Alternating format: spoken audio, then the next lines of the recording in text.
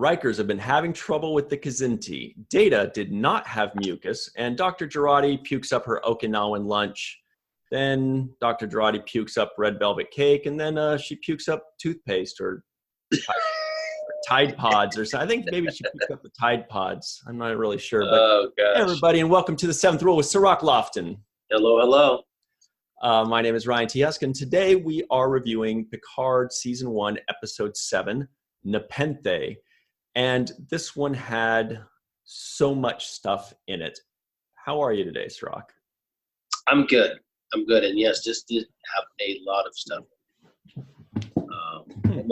Almost too much stuff. But it was jam-packed with little goodies here, right? Mm-hmm.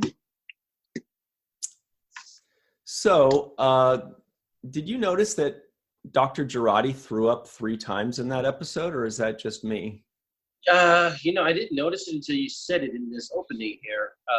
She threw up 3 damn times. Yeah, I do remember the blood throw up, and then there was the foaming at the mouth. And the first one is the one that I kind of forgot about.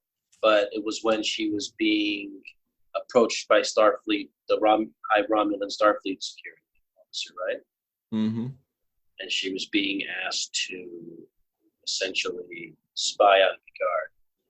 And that actually answered a very important question for us earlier, which was, what the hell is she doing killing Bruce Maddox, right?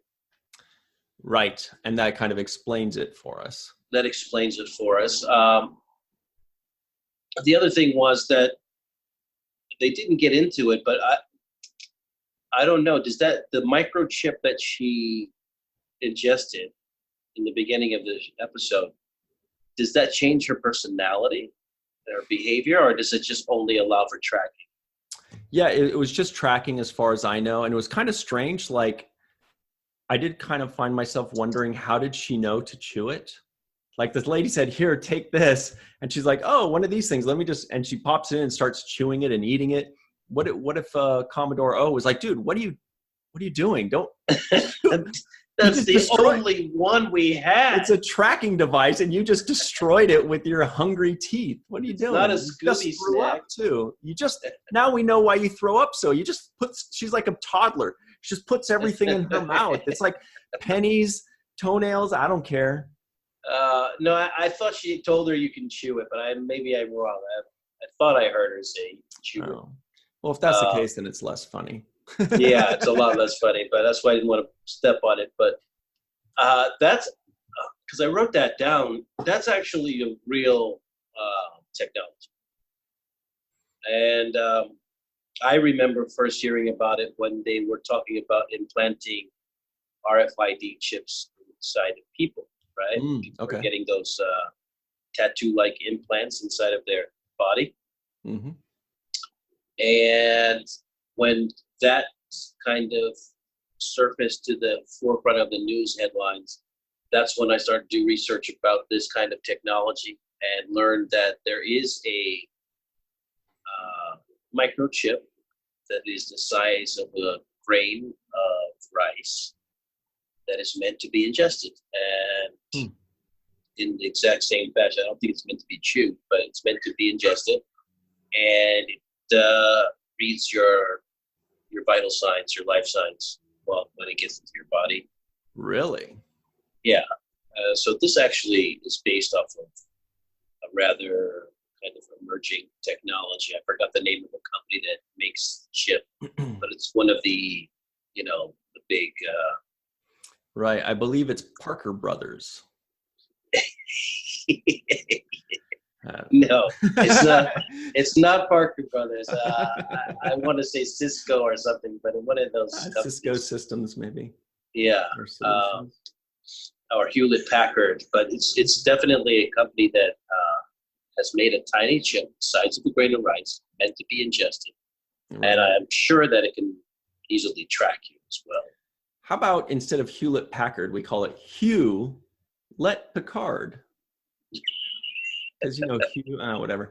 Hey, so those of you that are watching and not just listening, I know you could see these cat-like creatures behind me. For those of you that are just listening in, I've got the Kazinti cat alien race from the animated series. That was mentioned in this episode when, which was just an amazing moment when Picard kind of admits that he's having trouble to Riker, and Riker goes, "Shields up," like the way we're all used. He used to always say that on Next Generation. So it's beautiful to hear him say, "Shields up." He goes, "Shields up, perimeter scans to max." And then Picard kind of gives him a look. He says, We've had a little trouble around here with the Kzinti. And the Kzinti are this race here that was introduced in the animated series. Also, our friend Don Crandall, he's a fan of the show and a friend of ours, and he told me last night that the Kzinti, the guy who wrote the episode with the Kzinti, it's like it's like the slaver weapon, I think, or something like that is the episode name. The writer, the person that wrote that one, actually has a series of books about the Kzinti race. So it was a race that he had already created in novels and stuff before that, and then Star Trek kind of adapted it by hiring him on to write this episode. Wow. How interesting is that? Yeah, that's like a corporate takeover of your alien race, your alien species. Mm-hmm. Yeah, I like that shields up analogy, and that was one of the special things that this episode had was the back and forth between number one and Picard, and the way that you can see how well they know each other, right? Yeah, I enjoy their friendship. I think Riker is one of the great friends, like the great buddies of Star Trek. Yeah, of all the moments, I mean, definitely for me, the Riker and Picard moments throughout this entire series so far were the best.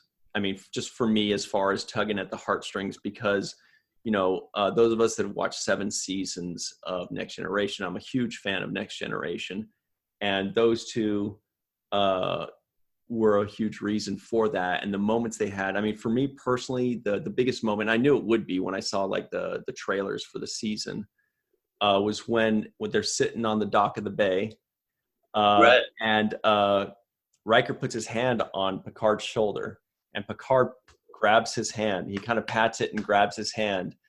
And that just felt so real, even more than Picard and Riker. It felt like Patrick and Jonathan going like this, and squeezing his hand. And I just thought that was a beautiful moment. I have to agree with that. And, Jonathan Frakes has done so much for the franchise, not only what he's done on camera, but what he's done behind the camera, in directing, I'm sure, so many different series. Right. He may have the record for the most different shows directed by somebody. I'm sure he's in the running. And so just the fact that they had this long-term friendship and that they know each other so well. I like the moment where he tells him, "I'm going to take a stab at what's going on and you don't have to say anything." And Picard, literally, his response is not to say anything, right? He just, he doesn't say anything. Mm-hmm. And then you see Riker just go into it, and he just nails every point by point. Like, my guess is this is going on, this is happening, and this is happening. And how am I doing so far? Yes, that was perfect. I loved it. Yeah. And I like that. It just showed how well he knows his buddy. And Picard's answer was, "Not bad for a pizza cook." Yeah, exactly. Yeah. Exactly. Speaking of pizza cook, what was the name of that pizza? What was the topping? I wrote it down. It was tomato basil, so it's like a margarita pizza. Yeah, and non-venomous bunny. Yeah, bunny knuckles or whatever that thing was. Bunny corn. Bunny corn sausage or something, right? Yeah, something like that. And of course me, by the way, in this episode, I think I am going to be more of a nerd than in anything we've ever done, because there's some moments that I really, really liked more than anything. And there were some moments that my nerd meter was like, come on, guys. This was one of those moments where I was just like, this is just me being overly analytical. But I'm like, okay, so their daughter Kestra is, you know, a self-proclaimed pacifist, but she's out with a bow and arrow shooting animals. I mean, technically she could still be a pacifist, but I was like, well, I mean, I don't know, man. She's out shooting animals. I'm like, but whatever. As soon as I saw her, I thought Ewok. I was like, where the Ewoks at? Yeah. So I, it felt, so that kid, this what was her name? Kestra? Right. She's the daughter of Riker and Deanna Troi? Right. So 2 people with black hair gave birth to a girl with blonde hair. Okay. Which is another weird thing that I noticed. I was like, what? What's going on here, guys? Yeah, but so that's their daughter. And I just want to be clear. When we were ending Next Generation, was it something that was known that they were in a relationship together? No, but Deanna had a sister, if I remember correctly, and people, please, I haven't watched Next Generation in many, many, many years, so please correct me if I'm wrong or validate it in the comments below. But I believe Deanna had an older sister that died named Kestra. So they named their daughter after her sister that died. And she found out through an episode that her mom, Luoxana Troi, was keeping that secret from her. And Luoxana Troi was played by Majel Roddenberry. Anyway, so that's where the name Kestra comes from. Okay. But the relationship between Riker and Troi, was that something that had been explored before? Oh, yeah. Before Next Generation started, they had a relationship, and then they broke up. And then when Next Generation begins, they're kind of like, oh, hey, you know, they're like exes coming back to work together. And they're like, oh, okay, well, we'll see how this goes. And as time progresses, they do end up getting together. Yeah. Okay, so this is the natural, logical right. Next step for them, right? Exactly. And it's funny because when they, what was the name of the planet they were on? Nepenthe? Nepenthe, yeah. Nepenthe. And so when I saw Nepenthe, the first thing I thought of was, no, I didn't think of Black Panther and Wakanda, but I actually thought of empathy. Okay. It looked like the word empathy written in a kind of weird way, right? So I was thinking, isn't Troi supposed to be this really empathetic character who?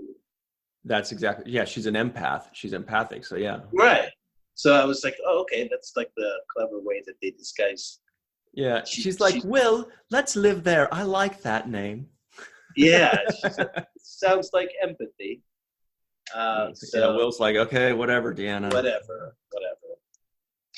We're going to name her Kestra. So I did want to make a point, too, that Picard is doing extremely well, the writers are, in creating a serialized show that is also self-contained episodes. For example, it's totally serialized, right? Yeah. But we can say the episode where they go to Nepenthe, that's this episode. We could say the episode that they go to Free Cloud, right? We can say the episode where they go down to the Romulan planet and get baby Elrond, who is Elnor. They're standalone. These are standalone episodes that are also serialized within the grand scheme of things. And the only other Star Trek series that's been able to do that was Deep Space Nine during the Dominion Wars, which is what made Deep Space Nine, in my opinion, the best written series. And it's so cool to know that Picard is doing it just as well within those confines of the structure. And I'm really happy about it. I'm really pleased, and big kudos to them, because I'm also going to nitpick the hell out of them, but huge kudos for that, in my opinion. Yeah, it's an entertaining show. I found myself, interested in the storyline and seeing what's going to happen next. Kind of, it's gotten me on the hook as far as where are they going to go with it. And they've been revealing a lot of little tidbits. At least in this episode, I thought they gave away a lot about farther down the line and where they're looking. Mm-hmm. And that vision came in the form of Dr. Agnes's vision when the mind meld was happening, right? Right. There was and it all came through in like 3 seconds of flashes, right? Right. But somebody also posed this question. It may have been the same fellow, Don Crandall, that we mentioned earlier. He had a still frame of an asteroid hitting a planet, and he was guessing, what if that's Nepenthe? What if they're seeing an asteroid coming and destroying the planet where Troy and Riker are? I don't know. Could be. Yeah, I mean, there were some disturbing images when they flashed. Obviously, they're coming by quickly, but there was one where the lady's kind of like pulling her face away, right? Like ripping her skin off, like, that's one of the aspects. I understand the difficulty of Soji's character. It's like, who do you trust? And one of the main themes of this episode is like, who does she trust? Mm-hmm. But I'm a little bit cautious about her not wanting to trust Picard because she really doesn't have that many options. Right. And he's made good on getting her out of her life and death situation. So I don't see why the distrust would be so. Well, because so far every single person and thing that she thought she knew and trusted has been proven to be wrong. So for us, it's obvious. We're like, dude, he's an 80-year-old man. Relax. He's not trying to trick you, But to her, she's just like, every single thing I've ever known and trusted is a lie, and I don't know what to believe. By the way, before I forget, quick correction. It was Andre Koppman that mentioned the asteroid hitting the planet. Our buddy Andre Koppman. Anyway. Okay. Andre. You know Andre, yeah. So there were just so many good. Just there was too much stuff, so that's why I wrote it all down because I want to remember all of this. Yeah. There was the puking, Agnes puking all like just nonstop. She's just a puker, I guess. Now, see, when I first saw the puking stuff, not from the original where she's getting the mind meld, but after that, from the red velvet cake, right. When the red velvet cake puking was happening, I was actually thinking she's pregnant with Rios' kid, right? Wow, that'd be crazy. I was like, okay, they hooked up, and now she's getting like, I don't know what the time frame of, maybe a couple of weeks had gone by, and now she's getting like morning sicknesses and or whatever, or throwing up because her body's going through these changes. So that was the first thing that went through my head, right? And then there's so many things in this episode. There was another time where Rafi tells Dr. Agnes, "Don't worry, I'll take care of you." Yeah, Auntie Rafi. Don't worry, Auntie Rafi will take care of you. She says something, "You bet it's cake." Yeah, and it was eventually. But there was another thing there where I was just like, she said, "Oh, don't worry, let Auntie Rafi hook you up." I'm like, hook you up, survive 400 years? This slang survived 400 years? I doubt it, but okay, I guess we'll go along with that. But yeah, that was cool. Rafi was. I wasn't sure what she was thinking about at that moment. I thought it looked like it had almost a sexual connotation at some point. Oh, really? I thought she was going to bring her back and give her some drugs. Be like, I got me too. That for you, Yeah. I'll take care. And she's like, oh, is it cake? She's like, yeah, it's cake. That's what I meant. Yeah, that's what it is. Yeah, that's the ticket. It's called wedding cake and it smells good.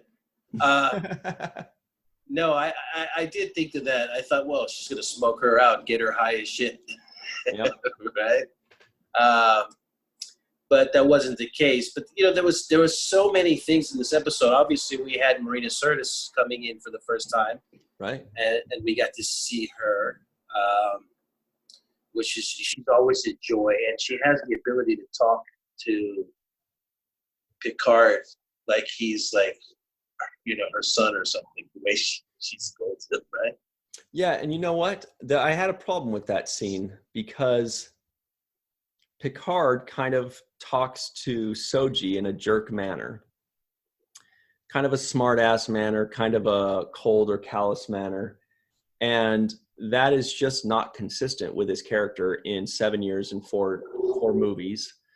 And it's also not consistent with his character so far in this series. Yeah. He's not a jerk. He's not a smartass. He's not callous or cold. So when he said that line, my friend and I, we were watching it together, and we're just kind of like, what? That's not how Picard acts, not in any series we've seen. It just totally doesn't work. But then they did that to give Troy that moment of, telling him off or, teaching him a lesson or lecturing him, which is, it's cool to create that moment, but I wish they could have found a better way to do that, because I didn't think that was consistent with his character personally. That's my qualm with it. Yeah, I can see what you mean by that. I mean, like you said, even if you're just going to judge it by just this series standard and not Picard in the Next Generation, but just from this series, the amount of empathy that he showed, the amount of concern that he showed towards, her sister.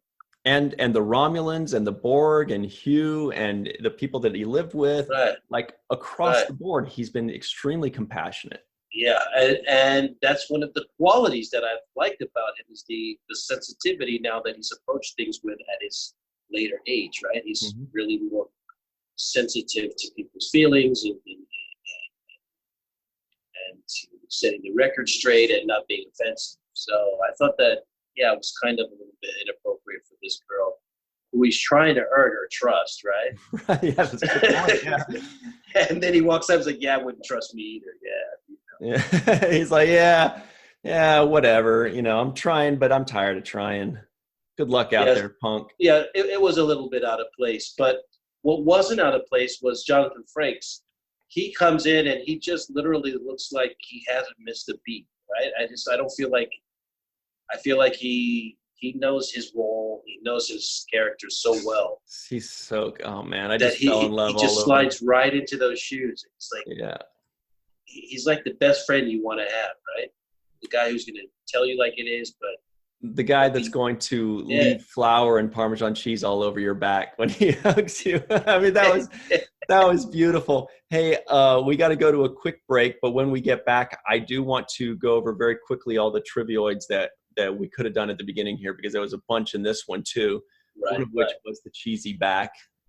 Because Riker, actually Jonathan Frakes has a song coming out called, and he's in it, he says, "I'm bringing cheesy back." Okay, that was too much. Oh God, no, don't do it. I'm bringing cheesy back. All right, we'll be back better on the after side of this break, guys. All right, yeah, we'll be cheesy back on the 7th rule. Hey everybody, and welcome cheesy back to the 7th rule with Cirroc. Sorry about that. I'm Ryan T. Husk. Here's the trivioids that didn't make the cut. There were some good ones, and one is puts the cheese and flour on Picard's back. Data did not have mucus. That one made it.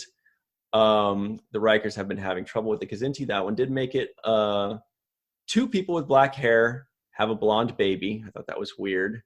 Riker plays amateur detective. We covered that. That was really cool. I really like that. Yeah. Fenris Ranger calling cards can be found dangling from the ceilings of your local Borg cube today.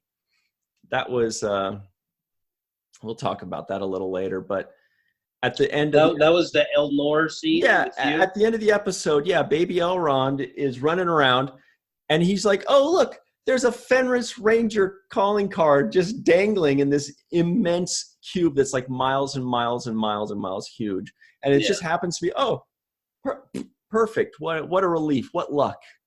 That was a very powerful eye roll for me. And the last one is that Aggie dreams of Gormaganders. And Gormaganders are cool for those of us that have been watching Discovery because they are a new alien that was introduced in Discovery. They were that giant space whale, if you remember that, Cirroc, when they captured this giant space whale called a Gormagander, and Harry Mudd came out of it. He was flying in it. So that was a nice little Easter egg for disco fans. Gormaganders. Yep, good old Gormaganders, and Aggie dreams of them. So, moving forward, another piece of cool trivia was their first son, the Rikers' first son, was Thad, no doubt referencing Thaddeus Riker. Now, Colonel Thaddeus Riker was a soldier in the Union Army during the Civil War, and he was an ancestor of William T. Riker. This was like an episode where one of the Qs, named Quinn, I think, goes back in time and like saves Thaddeus Riker in the Civil War and takes a picture with him and all that. And so he ended up saving Thaddeus Riker, which led to William T. Riker being born.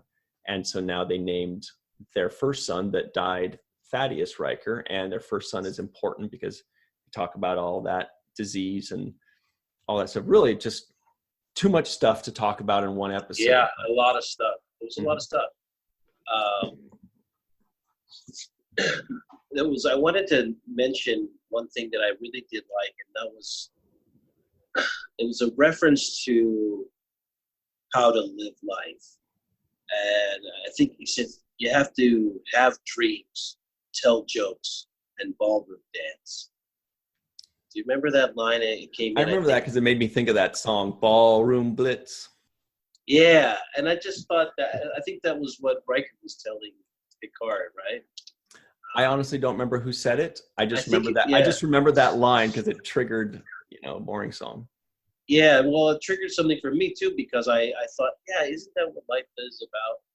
I mean, a good life is about having dreams, telling jokes, and dancing, not being afraid to dance. So I thought that was a good little thing. Hugh dies with a neck shot. Okay, let's talk about that, because that was such a cool and intelligently written and well performed kill by Rizzo, Narissa Rizzo, where it's almost like she was just pretending to do hand-to-hand combat with baby Elrond, only as a trick to get Hugh to be watching and not paying attention. And she just tosses a knife right in his throat, escapes. What a gorgeous scene. That was a brilliant kill, I thought, personally. Yeah, and she's doing a very good job at playing this devious character that I love to hate, right? She has really earned her way into being a formidable villain in this show. She's somebody who, is repulsive, but is also... I don't know what you're looking at. Oh, I see what you mean. No, not physically. No, I know. But her attitude, is repulsive. Yeah. The way she slithers around like a little snake, right. To make, do her little deeds. But the other thing is, she's a good fighter, as we can see in this, because she's going up against Elnor, who we know to be like the baddest badass in the Gamma Quadrant, right? Right.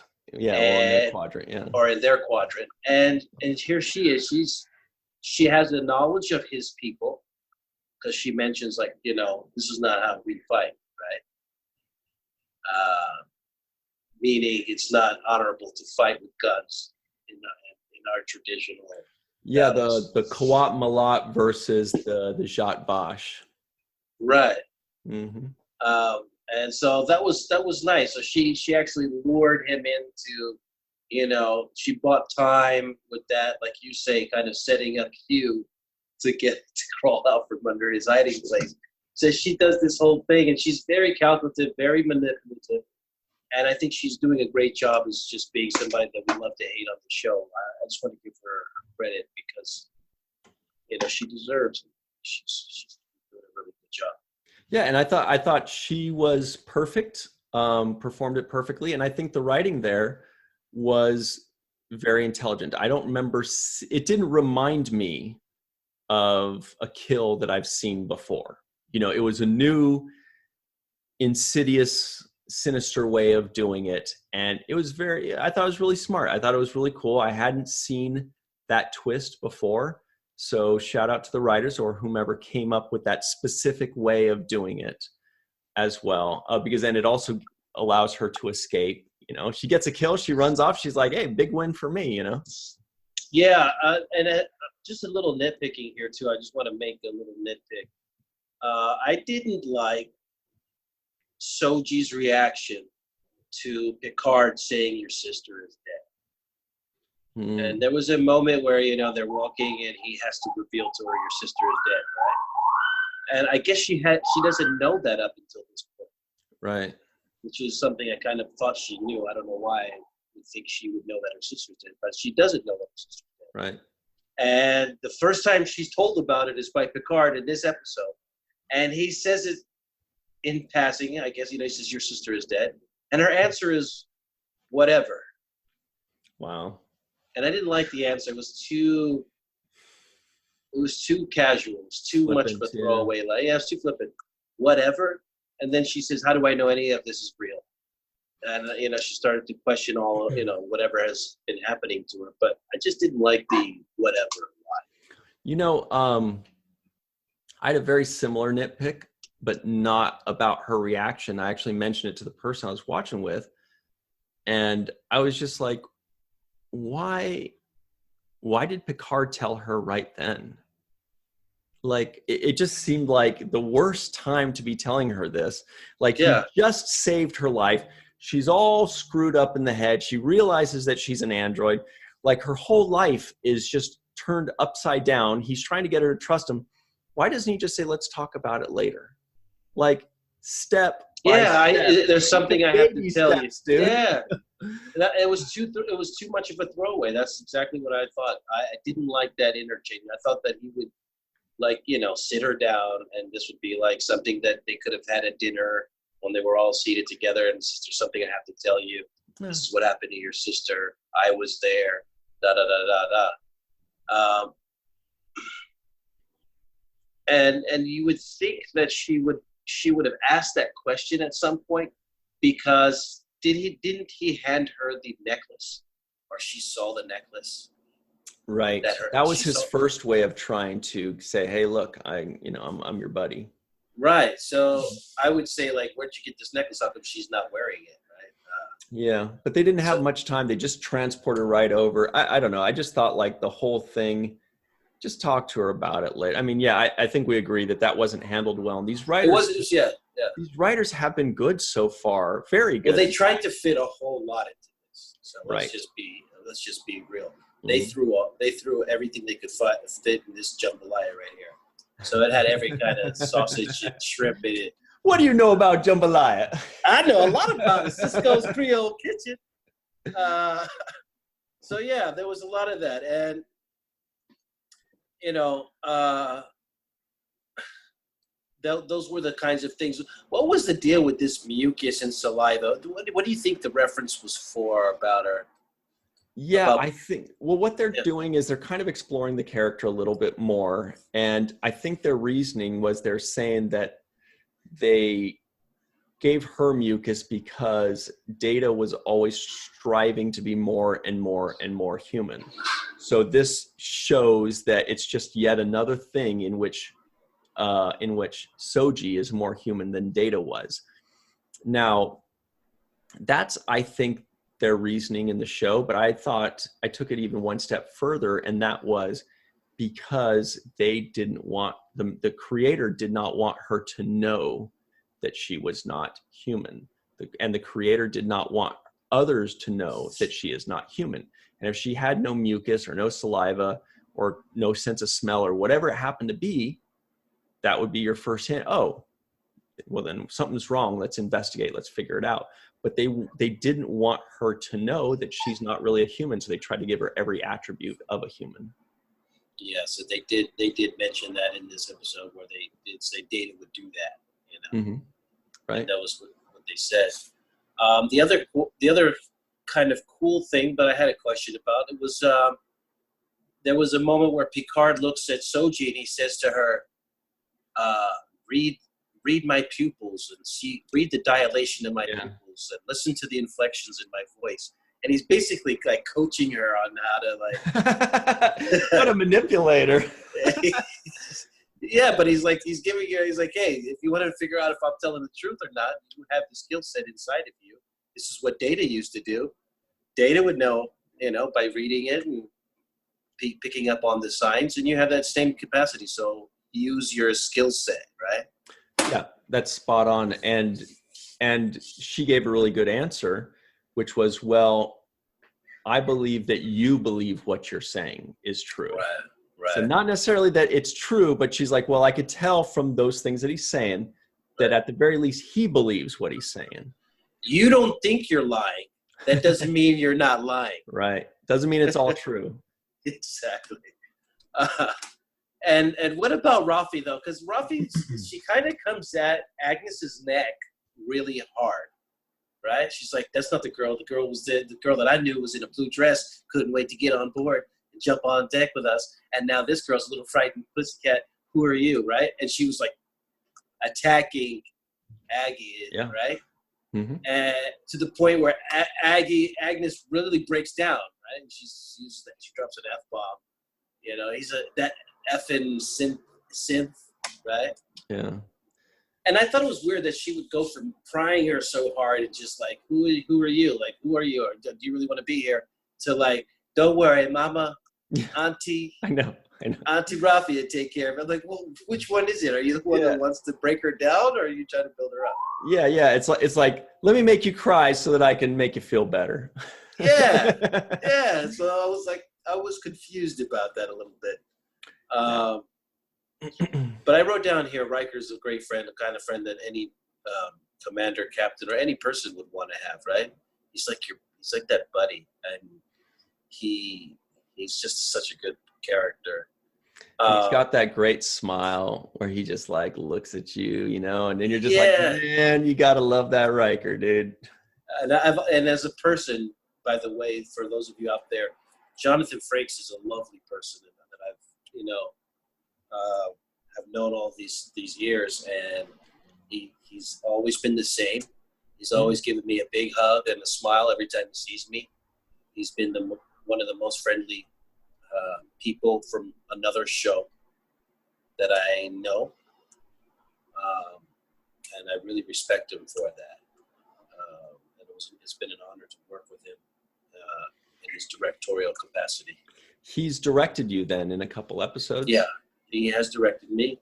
And one thing I've noticed about him as a person was his relationship with Avery. And the two of them have always had this really mutual respect for each other and this really cordial friendship. When Avery and Frakes see each other for the first time at a convention or somewhere, you can feel the electricity when they're talking to each other and saying hello. Avery usually yells, "Fracas!" really loud, and Jonathan does it right back, "Avery Brooks!" And then they go back and forth, and I love that they do that with each other. It's genuine. It's not It's not an act. That's some great insight. Yeah, I've never met Jonathan unless it was in passing, but he's just always seemed like such a kind-hearted and almost, dare I say, jolly kind of person, He's exactly how you envision Riker to be, right? He's actually very much like that in his actual persona. It's not far from him. He's really got this big personality. He knows how to fill up a room when he walks into it. Right. He's not the guy in the room that you're like, "Where is Jonathan? I don't know. Is he here?" No, he's there. He's there. And he gave a great line in this one too, where he looks over and Kestra says, Soji says, "Yeah, I read the book and you said that Picard was the greatest captain ever." And he's like, greatest captain ever. I must have been drinking at that Yeah, time. he goes, where did you hear that nonsense? They said, it was you. He's like, I must have been drinking. Yeah. And I like that. And there was another where he interrupts Picard and he just says, classic Picard arrogance. Yes. You decide who's in the loop and who's not in the loop. Who gets in and who doesn't. Why don't you let some of us, throw in our 2 cents and help you out instead of you trying to figure everything out by yourself, And I like that. Which leads to another, it's more like a concept than anything else, where Troy says, and by the way, shout out to Marina. She also killed it too. Good job, Marina. Very happy for her. That. She didn't always get a lot of great moments as an actor on Next Generation. She got some, not a ton, but she got a bunch in just this one episode. So that was really cool. But another person, by the way, who has shown me nothing but love and just been a really dear friend to me. Really? So I have nothing bad to say about Marina Sirtis. She hasn't foul mouth though. The way I call it, I've worked with her a few times, and let me just say, that lady has a lot of sass in her. Yeah. She's a very sassy lady. but very fun, very sweet, very cool. But yeah. Whew, she got some fire in her belly. Oh, she's a firecracker. Right? She doesn't pull any punches. She'll let you know exactly how she feels right on the spot in real time. Yeah. And that's one thing you gotta love about her. She'll definitely dish it out. Oh yeah. So actually we got time real quick for in one production I was working on a few years ago. I don't remember what it was, but she started calling me Frenchie, right? Because she knew I'm French and she's British. And she said something. She was giving me sass, as she likes to do, and she's allowed to do. And I came back at her. I was like, I sense you're angry, like that to her, because she was like mad about something. And I said, I sense you're angry. And she's like, I'm going to hit you. And I just kind of, all right, this is above my pay here. I can't. Yeah, don't start that one. But anyway, so the line that she said was, she said, pretend that our dinner table is the ready room of the Enterprise. And the ready room is where they would hold their meetings. They would come off the bridge, and the senior staff, some of the best moments in the history of Star Trek happened in that ready room, where they would say, here's the monster of the week, or here's the problem of the week. And then Picard would be like, suggestions, and they would kind of decide. It's like the writer's room. Right. So exactly. So it was really cool that she said, well, come to our dinner table and let's talk about it, Yeah. I also like, the moment that she had with Soji, and she was using her skills as a empathetic person to dissect her state of mind. And it was really soft and pleasant. She gave her the tomato to try and said, here, try this. And I think it was the first time she had actually eaten really naturally grown food, as opposed to, reprimand food. And she made a real attempt to get to be soft with her, but not try to convince her like, hey, I'll be your best friend. And, it was just very natural and gradual, but also genuine. It was one of the good things that I like.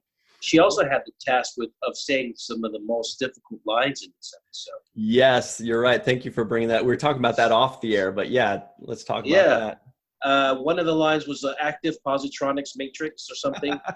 And I was just thinking to myself, I know when she saw the script, we saw active positron matrix fluctuation. Damn it. She's like, they give me this to say, She's like, I came back for these lines? Yeah. What am I, LeVar? LeVar used to always get those lines, and now she's stuck with them. Yeah, I'm sure she had something to say about those lines. And it's a mouthful for, especially when you haven't been on the bicycle for a while, right? And you haven't been getting these lines out. It's been, I don't know how long since Next Generation was on the air, 25 years at least, I think, somewhere in that range, right? 25, 26, yeah. Since they last, were on in production. But So I'm sure that it's not easy for her to get these really difficult things to say out of her mouth. You got to wrap your head around it first and kind of try to understand it. Yeah, and to be able to not just memorize those lines, but you're right, to wrap your head around it so you know what you're saying so that you deliver it, not as though you're just saying lines that you memorize, but actually delivering it as if you know what these lines mean. And yeah, I thought the same thing. I was like, she had something to say about it. And it may have taken a few takes, which is okay. It's understandable. It would take us all a few takes to say something. I wanted to ask you, what's the answer to how is your crew? That's my trivia question for this episode. How is your crew? It was a question that was posited by Frakes. Yeah, and I don't remember the answer. The answer from Picard was decidedly motley. Right. Right. That's good. The motley crew. Yeah, decidedly motley. Oh, that's hot. That's right. I forgot about that. And he was just basically saying, I don't know what I'm going to do with these guys. I got Rios the drunk. I got Rafi smoking it out. She's going batshit crazy on me. I've got this doctor. I got a puker doctor. And I got this guy who swore his allegiance to me with a sword, I know he's like, this is not the same group that This is not you guys. He's not even the same. He's like, he can't even hold it together because he's just an old guy with Ironic syndrome setting in. And he's just like, man, what am I going to do? Yeah. And that was even more evident when Soji pushed him. As she walked past him, she made it really like obvious, like, I could break you in half. You're really like, I could walk right through you. You're not an obstacle for me. And just alerting us even more to like the level of fragility that he is in right now, right? He's not the same, he's not going to put up a fight with this girl, right? She can easily break it. Close. Yeah, you're not right. even close. So, and it just gave us a contrast because now he's talking with his old crew about his new crew. And he's reminiscing about missing the old guy. These are definitely not you guys, right? You're right. Riker's probably going like, "Oh, I'm sorry to hear that." Yes. Yeah. Oh, your new crew doesn't stand up. Oh, sorry to hear that. Fuck yeah. Told you you'd miss us. Yeah, sorry. I guess once you get the best, now you got to settle for the rest. Yeah. So yeah, man. There was also one other thing that they mentioned. The soil here is regenerative. Has regenerative power, and they were talking about the soil on Nepenthe. Yeah, Nepenthe. I wonder if that's. I need to look real quick, but I wonder if that's connected in some way to Star Trek 3. The Search for Spock. Was it Star Trek 3? Yeah, the Search for Spock. Because he came back to life because of some regenerative planet. And I wonder if that's something that everybody knows and we just don't. And then I had one question for you. This one. No, it's not. Sorry, I just checked. No, it's not the same thing. The thing I had for you is this planet called Ardani kept coming up. What is Ardania? Because I was lost on that. I believe that was just another thing that Thad Riker made up. Remember how he made up 12 languages, 13 if you count the butterfly queens or something? Right. And he also made up a home planet for the ice witches. And I got to be honest, that language stuff, that Kestra stuff, didn't do much for me. I do know that her middle name was Cell White, and that's a joke for the Dominion fans. Kestra Cell White. No. Now, what was the names that they were calling each other by different names? Riker was calling Imzadi. What is Imzadi? Who's Imzadi? Imzadi means like it's a word in Betazoid or Beta Z, I believe it would probably translate to soulmate or something like that. That's what they call each other. Oh, okay. I was like, why is he calling her that? What isn't her name Deanna or something? Yeah, everybody's using different languages. Yeah, I couldn't figure out what the hell I was watching for a second. I was like, it's only half of this is in English, man. Yeah, I was like, guys, you can't throw these many different terminology at once, because I'm literally lost. You're talking about the Ardani, and then I heard all these different butterfly languages. queens, the ice witches. Yeah. One line, we got 1 minute left. One line that I really liked by Riker, because they were all great, was when, he runs over to check on the pizza and he comes back, he's like, cancel red alert, burnt tomato. It's like cancel red alert just dropped me, because it's so Riker, because that's what he would do. He would say red alert, shields up, and then Picard would say cancel red alert. I mean, those inside moments, those inside jokes were perfectly written. I really liked all that. Yeah. While you think of a final thought, let me very quickly give a shout out to our associate producers, Immo Radka, Rex Wood, Dennis Koch, Homer Frizzell, Eve England, Kat R. King, Yvette Blackmon, and Marie Segal. Very cool people. They keep us running. They do a lot of stuff for us. Some of them are on the cruise. Some of them are up in like Alaska and Wales. They're all over the place. Any final thoughts on today? Well, I have to join you on that. Thanks to everybody who's supporting us. We couldn't do it without them. And, we really appreciate their love and support. But my final thoughts were on Rios' character. Right. I like the way he feels comfortable in that ship. There was a moment where he was going down to the medical bay, and he had to go down the steps, and he literally rode the rails of the steps and slid down. I like the way he did that. It just let me know that's his ship. He's comfortable. He's been down those steps 1,000 times. It did what I would do on my own, in my own domain. Right? I like that little level of comfort. It let me know that, okay. You're right. And that's what these guys have been doing so well, is the attention to detail. The tiny throwbacks, the names, the details, little thing like that. Just exactly. It tells you an entire story just in one motion. Just in one motion. Yeah. Just right? lets me know he's comfortable. This is his ship, And there was another moment too where he begins to be really suspicious of Rafi. Right. And we didn't really talk, buddies. Even though they're buddies, but I thought that was interesting, because he actually has more trust in the girl he just slept with yesterday than the girl I know. Scandalous, dude. This guy is a scandal, man. I was like, you just met her and slept with her yesterday, and now you're like... He's like, yeah, well, she never slept with me, so... Rafi's known you your whole life, and you're like looking at her sideways like, yeah, okay. I bet you're going to set me up.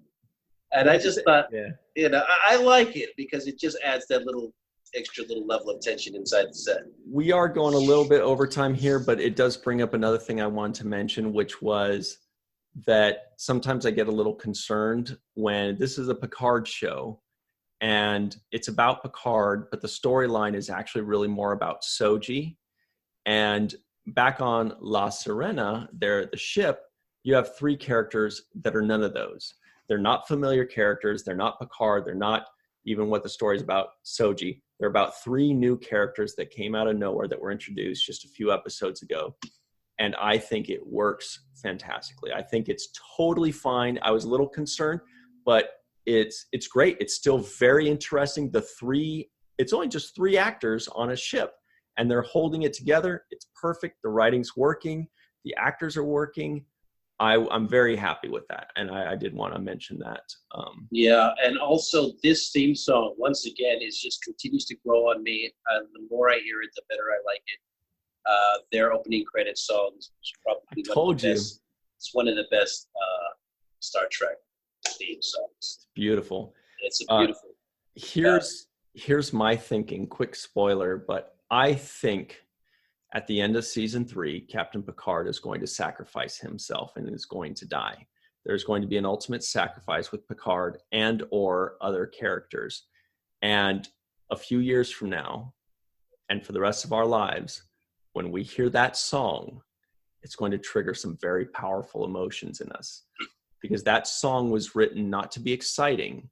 It was written to kind of connect us with a certain emotion that is going to come, even if we don't, it doesn't necessarily fit with what we're seeing now, but I have a feeling in a few years, we're going to hear that and it's going to remind us of Captain Picard's journey and his death or whatever it is. Gorgeous. That's all I got. Yeah. That's all I got. Yeah. So that's it. We got to run.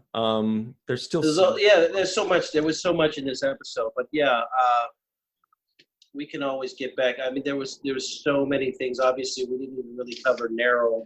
I was going to say Narrow, aka Narek. Now, if you'll notice at the very end, the tracking device stopped working. Whether it's because Agnes puked out the Tide Pod that she ate, or the neural drug that she put in herself to try to kill herself, maybe that destroyed it. But either way, yeah.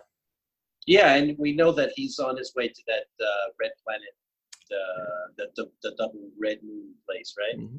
They're all going to meet up there. We're headed for a showdown. Yes. So definitely they're keeping us on the hook. They're doing a really good job this first season. Probably one of the best first seasons of a Star Trek series. I would say yeah.